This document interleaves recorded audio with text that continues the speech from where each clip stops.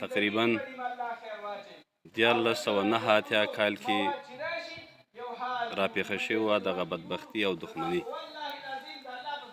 تقریبا 12 کاله کېږي چې موږ علما کرامو، قومي مشرانو د دوی په مابین کې ډېرې هڅې وکړې، خو موافقې ته نه رسېدو. بالاخره د الله جل جلاله په فضل او کرم باندې د مشرانو او د علما کرامو په هلو ځلو باندې دوی د سولې په ټغر باندې کېناستل او داسې صلح او د خلکو په مابین کې یووالی چې دی په ټول امت مسلمه باندې ښه اغیزه کوي او ښه مثبت تاثیر کوي. دې لپاره چې افغانان بغیر د دې نه ډېر کړېدلي دي، باید چې نور هغه ناخوالې ناندرۍ دا پرېږدي او خپل مابین کې سره یو شي او صلح وکړي او د یووالي په ټغر باندې کښېني.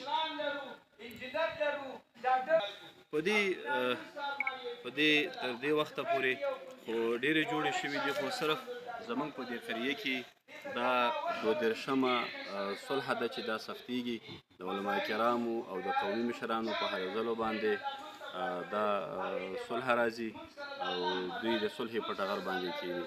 او عام افغانانو باندې زه غږ کوم، ټولو نه مې دا غوښتنه ده چې راځئ چې د صلح لاسونه سره ورکړو. افغانان ډېر ځورېدلي دي، کړېدلي دي په هر لحاظ باندې، نو راځئ چې د یووالي لاس سره ورکړو. د هر چا چې څومره وس کېږي د علما کرامو، د قومي مشرانو، ځوانانو، د دولتي چارواکو، ټول باید هلې ځلې وکړو چې افغانان سره یو شي او د سولې په ټغر باندې کښېني.